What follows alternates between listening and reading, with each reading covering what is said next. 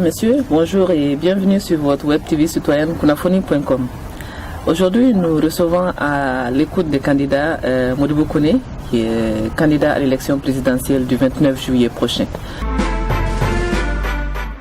Modibo Koné, bonjour. Bonjour madame. Déjà, qui est Modibo Koné? Est-ce que vous pouvez nous parler un peu de vous? Bien, merci beaucoup madame. Donc, monsieur Koné, je suis natif de Markala, dans la région de Ségou. Je suis expert en développement parce que si vous prenez un peu ma carrière, j'ai commencé à la base à travailler à l'Office du Niger, dans les champs. Et après, au fur et à mesure, après des formations en gestion et en hydraulique agricole, je me suis retrouvé dans cette banque ouest-africaine de développement. Et là, je suis resté pendant 23 années. Et pendant ces 23 années, effectivement, j'ai gravi l'ensemble des échelons de cette banque jusqu'au département des opérations qui regroupait toutes les structures opérationnelles de cette institution, à partir du secteur privé, le secteur public, l'environnement, les arrangements financiers, et toutes ces questions quand même relevaient un certain moment de ma compétence.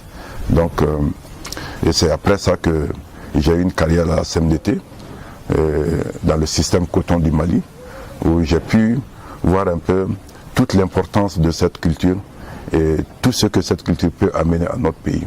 Et c'est là que je suis rentré vraiment plein pied avec l'invitation de mes frères producteurs et de mes amis du Mali pour créer le mouvement Mali Kanou, où aujourd'hui je suis le président. D'accord, j'allais justement venir. Comment est-ce que justement des finances, on se retrouve à la politique? Pourquoi est-ce que vous vous présentez à l'élection présidentielle du 29 juillet prochain? Donc, je pense que être candidat à une élection présidentielle révèle de la personnalité de chacun et de sa propre ambition. Donc, ambition personnelle vraie, mais je me suis dit que à un certain niveau, il faut voir son pays, il faut voir qu'est-ce que vous pouvez apporter à votre pays dans certaines positions. Et aujourd'hui, le pays quand même a atteint un certain nombre de dégradations accentuées sur lesquelles je me suis dit que ma petite expérience et ma modeste contribution pourraient aider les femmes et les hommes de ce pays à soutenir le développement, mais aussi à aider à un développement harmonieux et profite pendant les 5 prochaines années si je suis élu président de la République. D'accord. Alors, quels sont les grands axes de votre projet de société pour le Mali? Bien, je pense qu'il y a 9 axes principaux, mais j'en citerai 3 qui me portent vraiment à cœur. Et les 3, c'est d'abord une paix inclusive sur l'ensemble du territoire malien. Une paix inclusive entre le peuple malien, une paix inclusive du nord au sud, d'est en ouest, mais aussi des échanges entre populations afin que cesse désormais ce que nous vivons aujourd'hui entre certaines ethnies connues au Mali. Le Mali n'a jamais connu ça. Le Mali, nous avons toujours vécu en symbiose entre nous, entre Peul et Dogon, entre Bambara et Peul, entre Bozo et Peul. Honnêtement, c'était la bonne ambiance et nous nous trouvons dans une situation aujourd'hui qui interpelle tout un Malien, qui interpelle nous tous. C'est la raison qui fait que je souhaiterais amener à un échange inclusif de tous les Maliens et de toutes les Maliennes afin que cette paix durable soit là. Une sorte de dialogue national. National, oui, sur la question. Bon, ensuite, en deuxième point, je veux parler de la sécurité alimentaire. Vous savez, aujourd'hui, dans notre pays,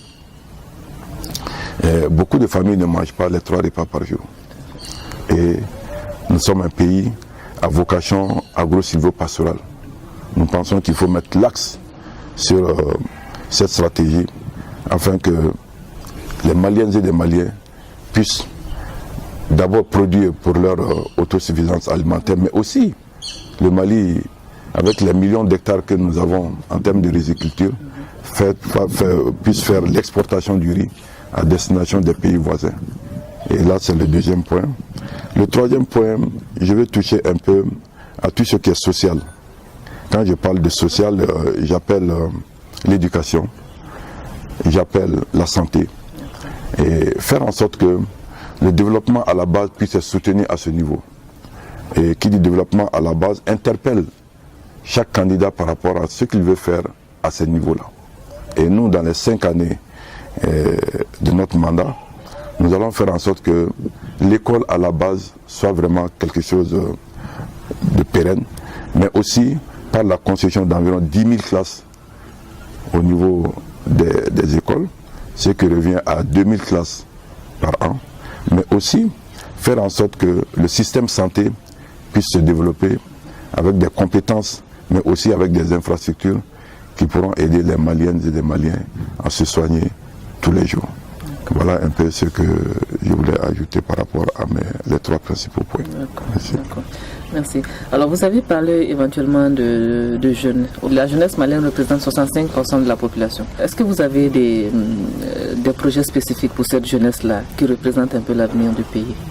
J'ai une frange importante de la jeunesse malienne qui m'accompagne dans cette candidature.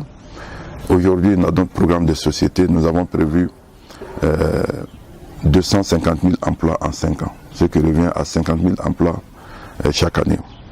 Je parlais tantôt du développement de nos ressources internes produites au Mali ici. Et là, je vais peut-être m'appesantir un peu sur le système riz et le système coton.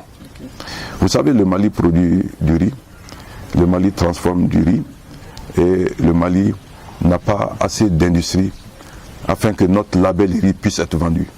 Et si nous ramenons la question d'emploi à ce niveau, je pense que nous pouvons industrialiser cet aspect et faire en sorte que des milliers d'emplois puissent être créés un peu partout où il y a une production rizicole. Et là, c'est la première stratégie. Mais deuxième stratégie, les aménagements hydro-agricoles qui peuvent nous apporter un certain nombre d'investisseurs privés pourront nous aider à investir dans ce secteur et à faire en sorte que l'emploi et l'employabilité des jeunes soient axés sur l'agriculture et la culture du riz. Parce que pour la petite expérience, nous avons dans notre première société l'aménagement d'environ 150 000 hectares de coton culture irriguée. Et les 150 000 hectares de coton culture irriguée à l'OFID Niger est possible. Possible par le fait que aujourd'hui nous avons de l'eau à volonté et nous avons de l'espace. Et chaque hectare aménagé appelle un humain. Ce qui fait qu'aujourd'hui, avec la coton culture irriguée, accompagnée de l'industrialisation, nous pouvons dire au bas mot que nous pourrions créer dans la zone OFID Niger, dans les 5 ans qui arrivent, plus de 200 à 250 000 emplois. Et cet objectif est hors de notre projet de société. C'est-à-dire que nous allons partir sur cette stratégie et faire en sorte que cette création d'emplois soit liée à cette coton culture irriguée. Coton culture irriguée, oui, mais en double culture. Les producteurs auront le choix de faire en première culture le coton et en deuxième culture des cultures industrielles. Et le système coton va venir à l'OFID Niger avec ses industries, des usines d'égrenage, des usines de filature et des usines de confection. Quand vous mettez toute cette chaîne ensemble, ça fera des milliers d'emplois pour le Mali et ça pourra ramener au Mali assez de devises. Parce que le coton se vend à l'extérieur, le coton ne se vend pas sur place. Mais cette transformation interne nous permettra non seulement de créer des emplois, mais aussi de développer les ressources extérieures pour notre pays. Et là, c'est d'abord ce que nous avons comme ambition dans la zone OFID Niger. Maintenant, dans le système actuel, du système coton que j'ai pratiqué pendant 1 an, et à ce niveau aussi, je pense que en plus des usines d'égrenage aujourd'hui, dans certains secteurs, nous allons renforcer ces usines d'égrenage, mais aussi accompagner le système coton actuel par 4 filatures. 4 filatures, dont une usine de filature à Bamako, une usine de filature à Koutiala, une usine de filature à Sikasso et une usine de filature à Bougouni.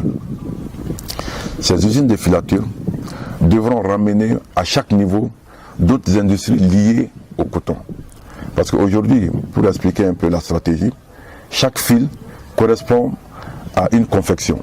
C'est-à-dire que les fils vont être produits au Mali et si vous voulez faire votre usine de jeans ou votre usine de t-shirt, vous partez prendre le fil et vous créez votre industrie. Et c'est là que À ce niveau, j'appelle les opérateurs économiques du Mali à s'intégrer à ce projet phare quand même qui nous permettra d'avoir vraiment une transformation à la base, mais aussi apporter des ressources appropriées afin que nos producteurs, mais aussi nos opérateurs économiques puissent s'intéresser à une production interne au niveau de notre pays.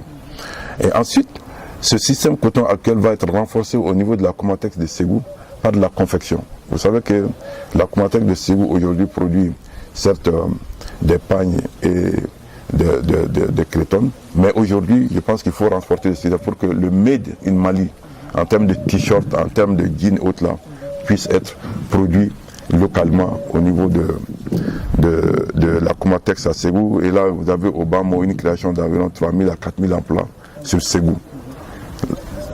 À ce niveau, ce qui est même intéressant dans ce système de coton, c'est que le Mali a signé des accords avec le gouvernement américain dans le cadre de l'AGOA.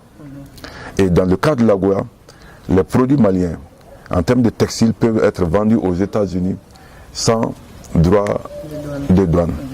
Et là, quand vous regardez le système, donc, ça ferait un apport très important, non seulement aux investisseurs qui vont venir s'installer au Mali pour cette production de filature, mais aussi de confection, mais aussi au peuple malien aussi, qui pourra vendre vraiment ces produits de filature et ces produits de confection sur le marché américain. Et justement, même en parlant de cette production-là, il y a l'Institut national de la statistique qui a mené une étude qui a montré que chaque année, 200 000 jeunes étudiants sortent de nos universités. Est-ce que vous ne pensez pas que le système éducatif est en inadéquation avec le marché de l'emploi, justement? Ce que vous dites, c'est vrai. À un certain niveau, je pense qu'il faut que l'éducation à la base soit axée sur la pratique. Et c'est ce qui manque au Mali. Et nous avons à l'idée de créer quand même un certain nombre de centres professionnels adaptés afin que les Maliens et les Maliennes qui seront dans les universités puissent venir à un certain moment dans ces centres adaptés afin qu'ils puissent apprendre un métier fixé sur le Mali, sur la production agricole, sur la production cotonnière, mais sur d'autres stratégies de travail sur lesquelles on aura besoin localement. Vous savez, les petites et moyennes entreprises qui vont être vraiment notre créneau de bataille seront soutenues afin de permettre à ces jeunes qui sortent, au lieu qu'ils soient focalisés sur la fonction publique ou sur d'autres choses, ou bien aller à l'extérieur, ou bien traverser le sable et l'immigration, toutes ces questions-là, nous allons fixer ces jeunes-là à travers ces centres de formation. C'est-à-dire que les gens n'aient pas le complexe de dire non, j'ai fait l'université, mais que cette formation pratique pourra les aider à créer des petites et moyennes entreprises afin qu'ils puissent être vraiment dans le développement de leur pays. Donc ça, c'est des idées phares sur lesquelles nous sommes en train de travailler et mettre à la disposition des jeunes les outils nécessaires, mais aussi les ressources appropriées. Parce que dans notre projet de société, je pense que nous avons prévu créer un fonds d'aide à ces jeunes qui veulent vraiment s'investir dans les petites et moyennes entreprises. D'ailleurs, notre stratégie de base en termes de projet de société interpelle tout un chacun. Quand vous voulez faire 10 000 km de pistes, 10 000 écoles, 10 000 forages, c'est l'entrepreneur local qui doit faire ce travail-là. Et l'entrepreneur local n'est issu que de ces jeunes-là. Donc à ce niveau, je pense qu'il faudrait que chacun s'y intéresse à ce projet de société afin qu'on puisse vraiment partager les bénéfices issus de ce secteur phare-là et développer notre pays. C'est vrai qu'il existe actuellement un fonds d'appui à l'entrepreneuriat féminin actuellement. Mais est-ce que vous, quand vous serez élu président de la République, vous envisagez d'autres choses en faveur de ces femmes-là, justement, qui représentent 50,4% de la population malienne? Oui, les femmes maliennes sont au cœur vraiment de notre stratégie de développement. Vous savez, quand vous partez un peu dans les zones de production, si nous répartissons le temps de travail à 100, les femmes occupent à peu près les 75%. C'est les femmes qui nous réveillent, c'est les femmes qui apportent de l'eau, c'est les femmes qui produisent et c'est les femmes qui vont encore au champ. Donc nous avons pensé un peu à quelle activité mener pour que les femmes maliennes puissent vraiment se sentir et avoir quelque chose de fixe pendant les années qui suivent. Nous avons décidé à ce que ces regroupements de femmes soient constitués d'abord en groupement d'intérêt économique, en GIE. Et là même, depuis la campagne, nous avons sollicité un certain nombre de groupes de femmes à constituer leur récépissé à ce niveau. Et nous allons amener une banque de développement dédiée à ce développement-là. Et quelle est la stratégie de cette banque-là? La banque va donner des ressources au groupement de GIE. Et chaque femme constituée dans un groupement de GIE pourrait avoir l'argent utile afin qu'elle puisse développer l'activité, le commerce de base à son niveau. Et la seule responsabilité du président du groupement engage le groupe. C'est-à-dire le groupe va demander peut-être des ressources pour leur activité et le président du groupement fera la requête au niveau de cette banque-là qui mettra l'argent à la disposition du groupe. Maintenant, dans le système inverse, même en cas de paiement, c'est le même système. Nous allons mettre en place la garantie de l'État auprès de cette institution afin que les femmes et nos filles puissent ne plus aller mettre en garantie leurs bijoux, mettre en garantie les terrains de leur mari pour faire cette activité-là. Mais aussi à côté, nous avons décidé de créer au niveau de tous les gros villages 5 hectares à 10 hectares de maraîchage équipés dans le sens où il y aura des forages au niveau de ces 5 ou de 10 hectares à la demande de ces populations, il faut le dire, mais aussi faire en sorte que ces parcelles puissent être protégées contre les animaux, contre tout ce qui est adversité, afin qu'elles puissent produire soit de la pomme de terre, des salades et autres choses de maraîchage pendant les 8-9 mois de culture sèche que nous connaissons ici. Et là déjà cette expérience, on l'a un peu au niveau de certaines localités et nous sommes en train vraiment de vouloir renforcer ça sur l'ensemble du Mali pour permettre vraiment à nos bonnes dames de s'intégrer à ce niveau-là. Voilà. Alors pour le côté santé maintenant, est-ce que vous avez des solutions? Parce qu'actuellement le système sanitaire au Mali constitue d'énormes problèmes, surtout dans nos centres de santé communautaires de référence. Alors qu'est-ce que vous pensez pouvoir apporter justement à ce secteur-là? Mais comme vous l'avez dit, je pense que la santé est à un niveau de dégradation vraiment accentué. Et je pense qu'il faut déjà commencer à amener vraiment des stratégies d'attaque afin d'arrêter ça. D'abord à la base, qu'est-ce que nous allons faire? Et dans notre projet de société, nous avons prévu en 5 ans à peu près 5000 dispensaires de base, ce qui reviendra à 1000 dispensaires de base chaque année. Et à ce niveau, nous allons faire en sorte que ces dispensaires de base soient équipés et avoir les moyens humains disponibles pour avoir un traitement de base au niveau de chaque communauté. Nous allons faire en sorte que à la base, ces équipements soient là. Okay. Et maintenant, nous allons faire en sorte que le système de santé actuel puisse avoir des hommes. Nous avons une école de médecine chez nous, nous avons une école un centre de formation secondaire, nous avons des écoles d'infirmiers. Nous allons mettre ces sortants à la disposition de ces instituts-là. Et je ne pense pas que aujourd'hui, avec tout ce que nous avons dans le système de santé, nous avons les hommes capables d'équiper ce système de santé.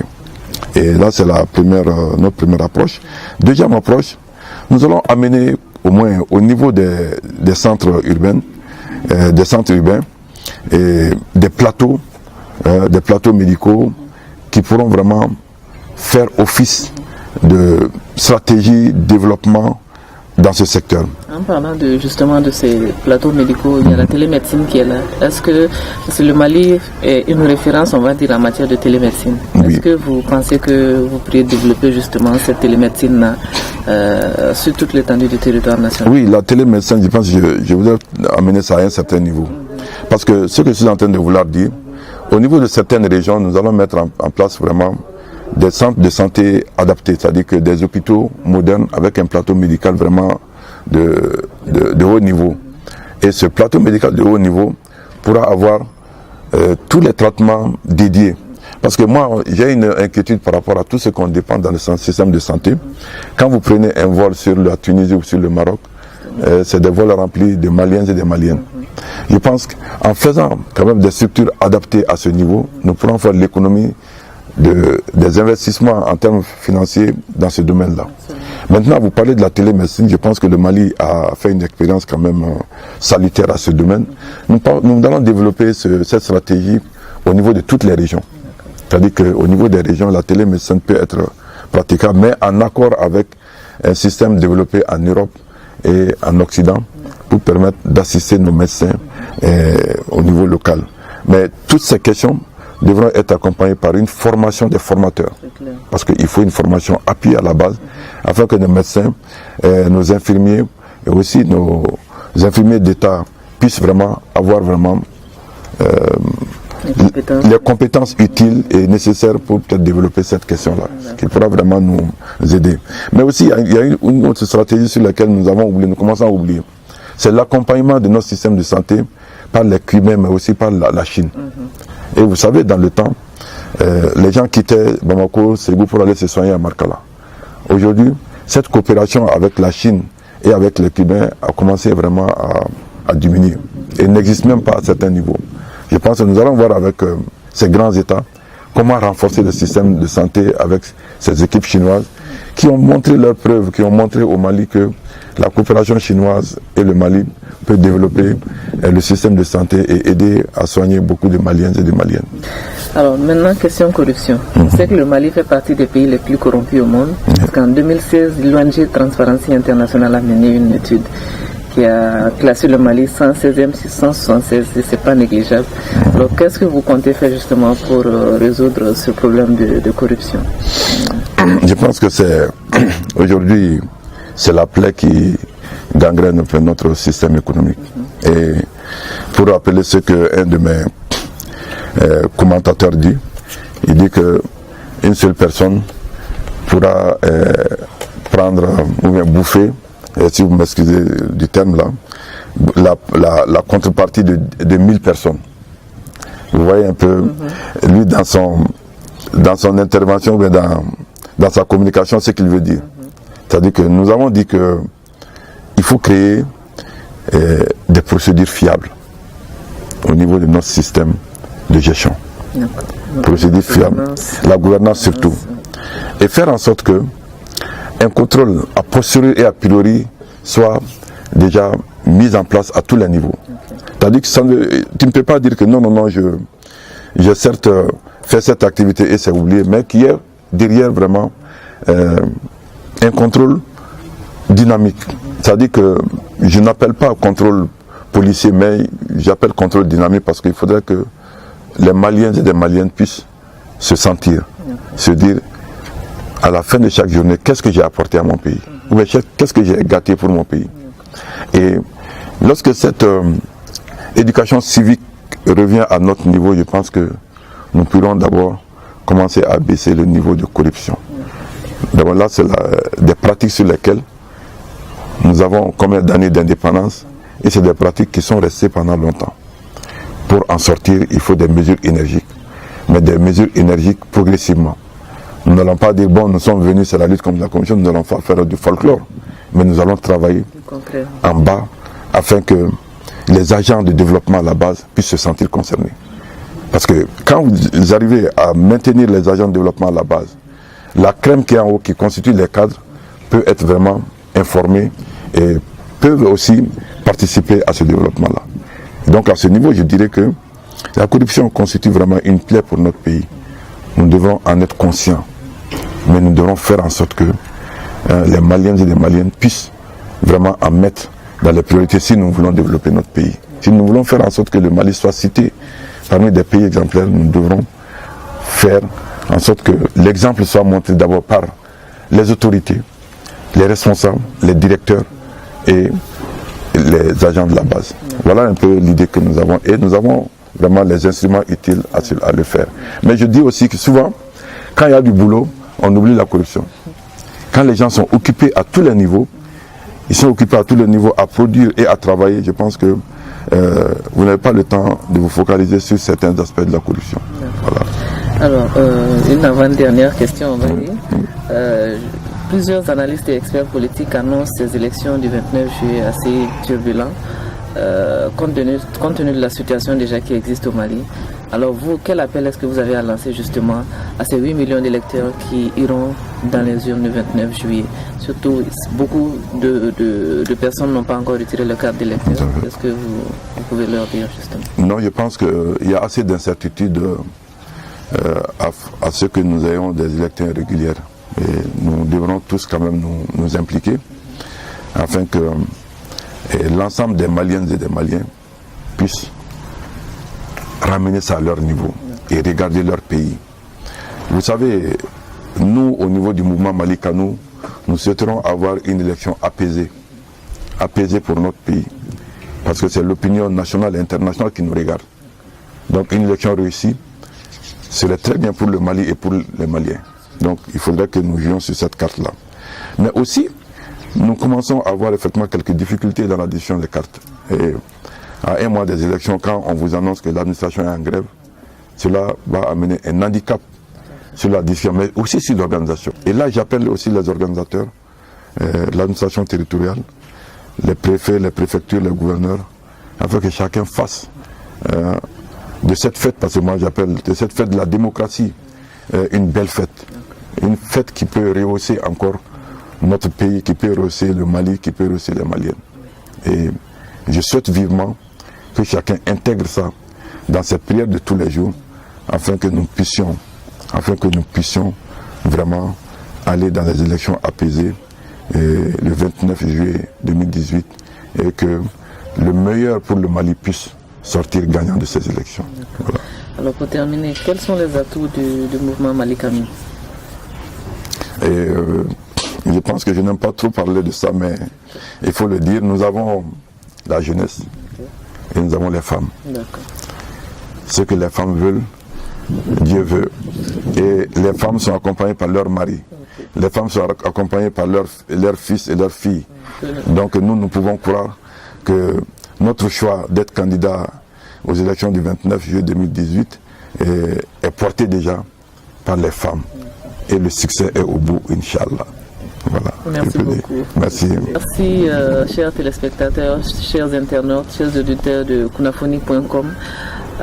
C'était aujourd'hui le candidat Modibo Kone, présent dans l'émission À l'écoute des candidats.